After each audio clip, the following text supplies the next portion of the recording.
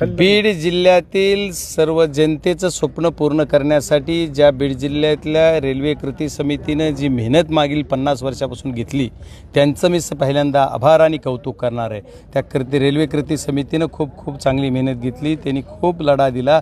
त्या लढ्याचं फळ आणि बीड जिल्हावासियांची जी अपेक्षा आहे की बीडला रेल्वे ती स्वप्न पूर्ण करण्याचं काम माझ्या कार्यकाळात 6 महिन्यामध्ये मी जवळपास 60 किलोमीटर रेल्वेची चाचणी पूर्ण कंप्लीट केली।